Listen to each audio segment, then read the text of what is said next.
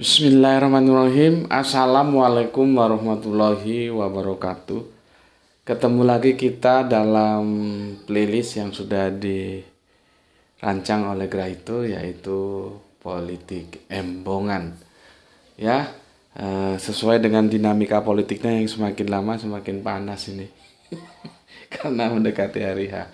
Oke, aku akan meresensi ya berita meninggalnya Bapak Lukas NMB, ya, Gubernur Papua.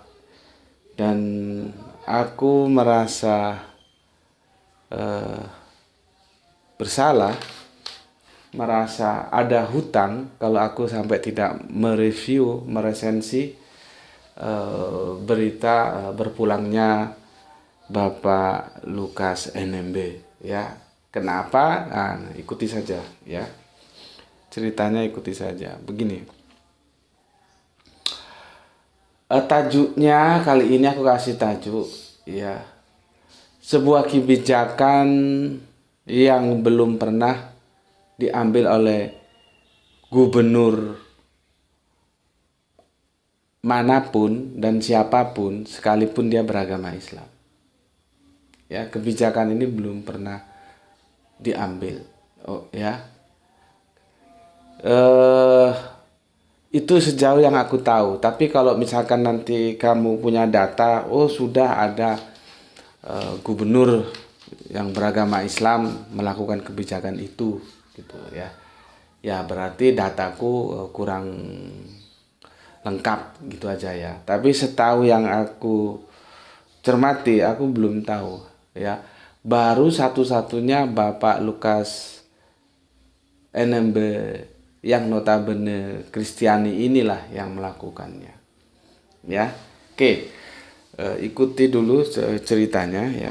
Aku akan sampaikan dengan sebuah alur yang semoga bisa diikuti. Jadi begini ya. Pada saat itu Kanjeng Nabi sedang duduk-duduk bersama sahabat. Ini dasar teologisnya dulu ya, aku sampaikan. Kanjeng Nabi sedang duduk-duduk bersama sahabat. Tiba-tiba ada sekelompok orang berjalan menuju ke pemakaman, mengusung keranda. Ya, mengusung keranda. Dengan adanya keranda yang diusung lewat di depan tempat Kanjeng Nabi dan sahabat itu sedang duduk-duduk gitu ya. Kanjeng Nabi berdiri memberi hormat gitu loh. Ya. Tidak lama kemudian sahabat tanya, "Wahai Rasulullah, bukankah itu yang meninggal itu Yahudi?" Waktu itu Yahudi yang meninggal ya. Kanjeng Nabi menjawab, "Iya, dia Yahudi, tapi dia manusia kan." Subhanallah. Sebuah pelajaran yang diberikan untuk kita ya. Kalaupun kita tidak ketemu di persaudaraan akidah, kita bisa bertemu di persaudaraan sebangsa. Kalaupun tidak ketemu di persaudaraan sebangsa, kita akan ketemu di persaudaraan sesama manusia. Ya, itu yang apa ya, yang diajarkan untuk kita. Maka Kanjeng Nabi ketika ditanya, "Ya Rasulullah, bukankah yang meninggal itu Yahudi?" Maka Kanjeng Nabi menjawab, "Iya benar, tetapi dia manusia juga kan." Jadi jawabannya diplomatis. Ini sebagai sebuah proof, sebagai bukti bahwa kita itu dalam tataran muamalah itu harus saling hormat. Kecuali nanti dalam tataran ibadah memang beda-beda dan itu tidak boleh tercampurkan. Ya, jadi kita harus tahu domainnya domain mana gitu. Ini domain ibadah, nggak bisa dicampur. Kalau domain muamalah sosial itu boleh ya. Oke. Itulah bagaimana Kanjeng Nabi mengajarkan sikap toleransi yang begitu agung. Seperti kita tahu, penegakan hukum di Indonesia ya seperti itu. Ya. Kadang-kadang kita yang orang daerah ini khususnya Gus Beti ya, itu tahunya kan dari media massa saja, baik yang virtual ya sekarang terbuka informasinya, tidak bisa langsung hadir di di lokusnya, di tempat peristiwa itu terjadi, karena kan di pusat sedangkan saya di desa.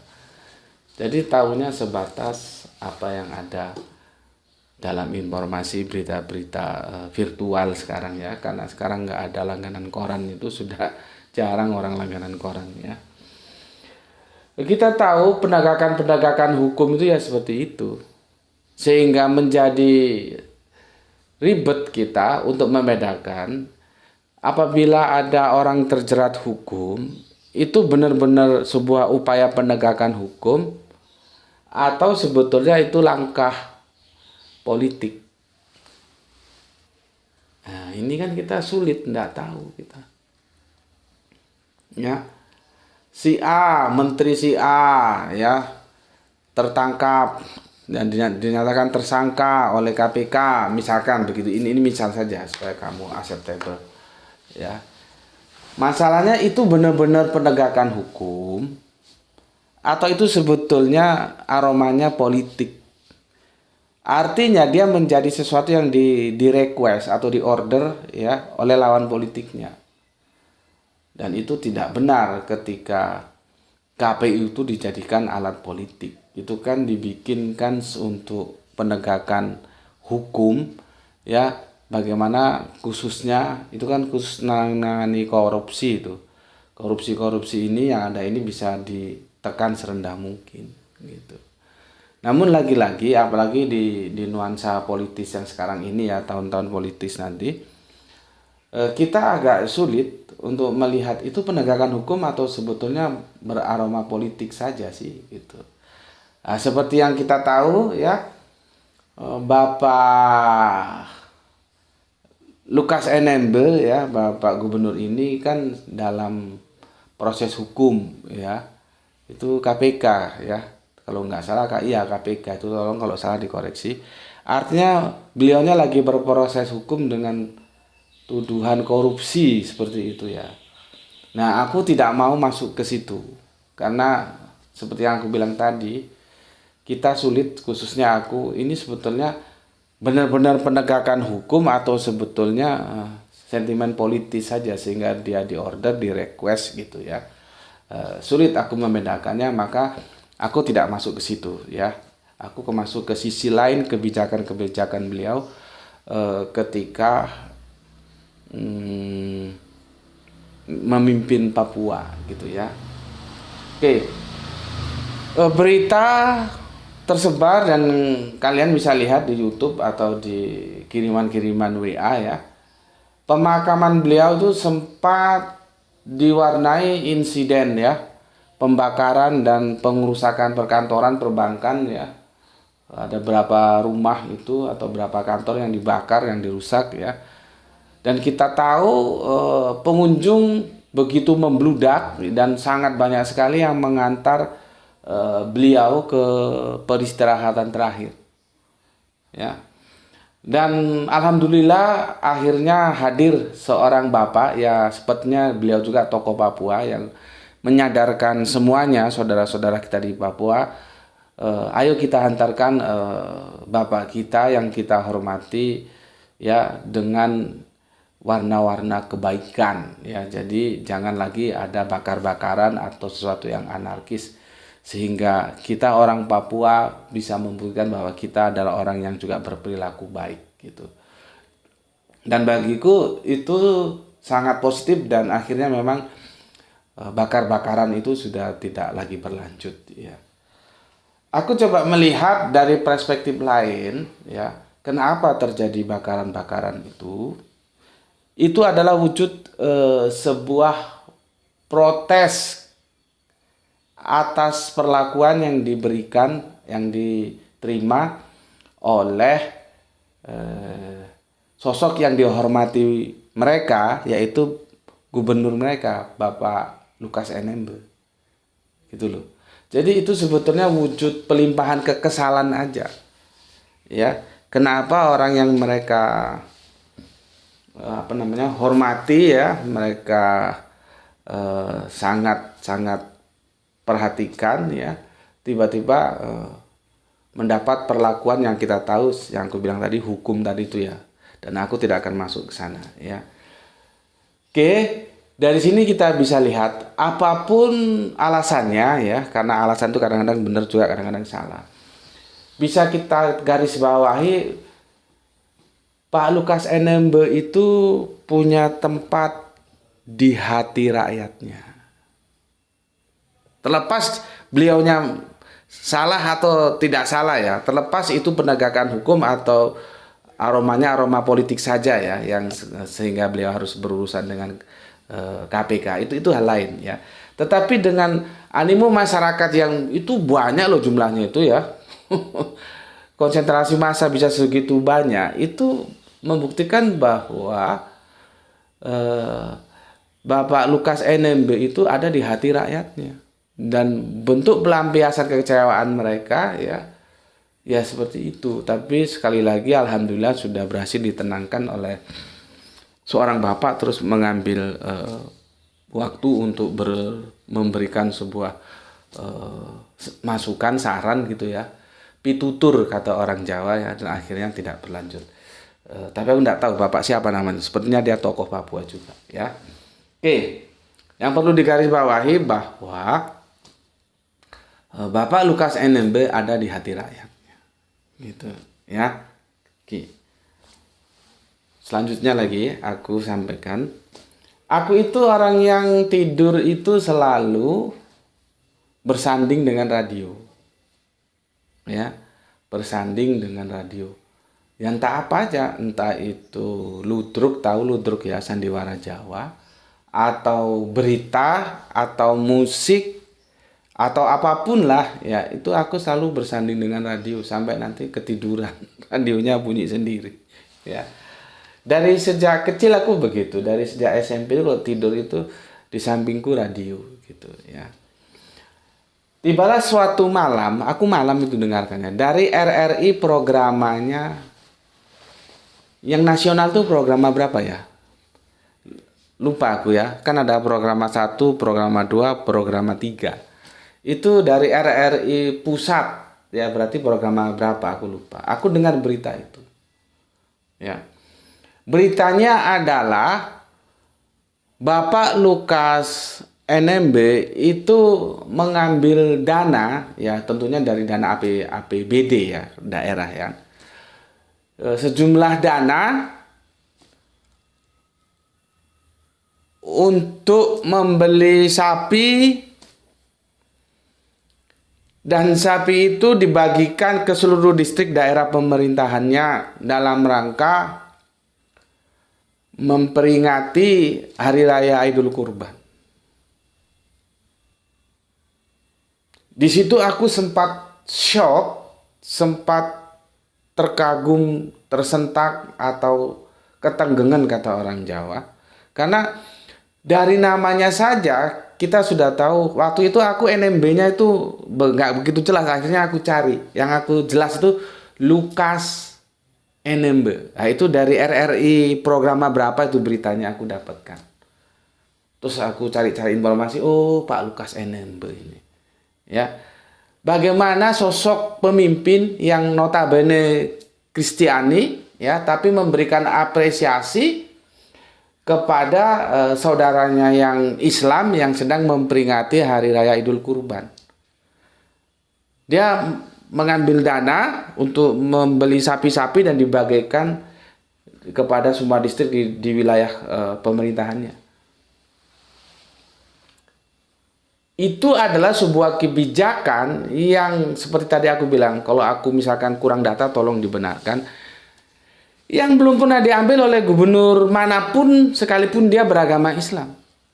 Aku belum pernah dengar. Tapi kepedulian beliau ya terhadap saudaranya yang Islam itu patut dapat acungan jempol. Dan itulah yang mengatakan kalau aku tidak meresensi ya saat-saat beliau kembali ke peristirahatan terakhir, maka aku merasa bersalah. Maka dari itulah resensi ini aku lakukan dan aku unggah untuk kalian semuanya, supaya kalian tahu bahwa satu-satunya gubernur dan itu Kristiani mengambil kebijakan ya untuk memberikan sebuah apresiasi hari besar Islam, yaitu Idul Kurban, mengambil sumber dana dari APBD, dibelanjakan sapinya dibagikan ke seluruh distrik. Subhanallah, alhamdulillah. Ya, sesuatu yang tidak pernah dilakukan oleh gubernur manapun, dimanapun, dan agama Islam sekalipun gubernurnya belum pernah seperti itu. Nah, ini kan sebuah contoh yang baik, ya. Sebagai contoh yang baik, artinya negara itu memberikan apresiasi ketika rakyatnya sedang merayakan hari-hari besar menurut keberagamaannya masing-masing. Ya, ini kan sesuatu yang baik. Artinya selama agama-agama yang ada itu diakui, itu pemerintah kalau memberikan apresiasi seperti itu kan itu sesuatu yang baik. Ya, misalkan ya pada waktu itu kan kasusnya memang case-nya itu Islam ya. Misalkan nanti saudara Kristen kita apalah ya, Natal atau tahun baru, Natal sudah ya, tahun baru ya, terus apa yang diberikan. Terus nanti Hindu apa, Buddha apa. Itu aku kira sesuatu yang baik. Ya, sesuatu yang baik karena itu ada dalam tataran muamalah. Ya. Diberikan sebuah support, sebuah apresiasi kepada rakyatnya yang sedang menikmati hari-hari raya besarnya ya menurut agamanya masing-masing. Ya. Itulah tadi yang membuat aku terkesima ya, seorang gubernur yang notabene Kristen ya memberikan apresiasi yang sangat terhadap saudaranya yang beragama Islam dengan membeli sapi dan dibagikan ke distrik ya. Kalau di sana nyebutnya distrik. Itu berita yang aku terima dari RRI malam hari. Programnya berapa? Program 1, 2 atau 3 aku lupa gitu ya. Maka dari itu aku merasa wajib mengucapkan terima kasih atas kepeduliannya, atas kebaikannya kepada Bapak Lukas NMB ya. Terima kasih dan itu sesuatu yang baik seperti yang aku bilang tadi, pemerintah ya memberikan support kepada rakyatnya ya, bukan jangan hanya Islam saja ya, semua agama-agama yang diakui itu harus disupport gitu. Sehingga tercipta sebuah harmonisasi yang mendamaikan begitu ya. Dari situlah ya aku bisa memaklumi berarti Bapak ini memang dalam menjalankan roda pemerintahannya ya, meskipun semua orang itu ada sisi baiknya, ada sisi jeleknya atau buruknya ya, jelas itu manusiawi lah ya. Tetapi bisa dibilang memperhatikan rakyatnya. Terlepas dia berkasus dengan KPK, itu sesuatu yang aku tidak berani untuk menyinggung karena aku juga tidak tahu apakah itu memang penegakan hukum atau sekedar imbas politik, nggak tahu lah ya. Aku stressing pointnya bagaimana beliau sangat peduli memperhatikan rakyatnya yang sedang memperingati hari-hari besarnya berdasarkan agamanya ya. Itu stressing pointnya. Dari situ maka sesuatu yang sangat-sangat bisa kita terima kalau tentunya yang bakar-bakaran itu ya enggak ya. Itu aku membacanya sebuah bentuk momen stupid ya, kebodohan sesaat dari para rakyatnya yang mencintai pemimpinnya ya. Bagaimana cara mencurahkan kekecewaan, kira-kira begitulah ya. Itu hanya sebuah momen stupid yang no by design ya, tidak terdesain, jadi spontanitas saja. Dan buktinya setelah ditenangkan dengan salah satu tokoh bapak kita dari Papua dan bisa reda dan tidak berulang lagi ya. Bapak Papua itu mengajak, ayo kita sambut, kita hantar jenazah bapak kita gitu ya ke peristirahatan terakhir ya, dengan cara-cara yang baik gitu ya, tanpa ada anarkisme, pembakaran dan pengerusakan kantor-kantor itu ya. Itu kan bagus. Jadi itu bukti bahwa beliau ada di hati rakyatnya. Kalau beliau nggak merakyat, ya istilah kita merakyat ya. Kalau beliau nggak merakyat, nggak mungkin yang melayat itu segitu banyak. Itu kalau kita lihat itu ya, yang melayat itu kan itu banyak sekali itu. Karena mereka merasa memiliki sosok pemimpin ini adalah milik mereka dan mereka merasa diayomi, merakyat, ya. Pemimpin-pemimpin seperti itu akan selalu dikenang oleh rakyatnya karena dia telah juga mengayomi rakyatnya. Kalau enggak ya paling yang datang berapa orang? 100 orang ya. 100 orangnya sudah bagus. Itu berapa ribu orang tuh konsentrasi sampai jalan-jalan penuh gitu kan. Makanya ketika terjadi proses anarkisme seperti itu ya memang dalam sesuatu yang tidak terduga ya pihak-pihak keamanan ya agak sulit juga mengatasi, kan tidak terduga itu. Dikirain ya terkonsentrasi massa ya, terus menghantarkan jenazah ya, mengantarkan ke peristirahatan terakhir Bapak Lukas NMB, sudah selesai. Ya, nggak taunya terjadi insiden seperti itu yang aku bilang itu hanya sebagai momen stupid ya, kebodohan sesaat, dan setelah disadarkan ternyata kan tidak terulang lagi gitu. Itu resensi yang aku sampaikan dengan tujuan mari ya sesuatu yang baik ini bisa diambil oleh pimpinan-pimpinan daerah atau bahkan pusat sekalipun. Ya, apa yang dilakukan oleh Bapak Lukas NMB ini, ya, sehingga dia ada di hati rakyatnya. Bukan pemimpin yang menghisap darah rakyatnya, tapi pemimpin yang mengayomi rakyatnya. Ya, ini kan sesuatu yang baik. Terlepas ada buruknya, ya buruknya jangan kita pakai, harus kita buang. Yang baiknya kita ambil, gitu. Kan faktanya sudah terbukti, ya, menjadi sebuah fakta sejarah dengan lautan manusia yang mengantarkan dia ke peristirahatan terakhir. Itu tidak bisa dibantah, bos. Kalau dia nggak sayang sama rakyatnya, lah rakyatnya ngapain juga capek-capek. Paling yang layat yang datang ke rumah duka ya secukupnya pejabat-pejabat tertentu. Itu kan rakyat biasa itu pada datang.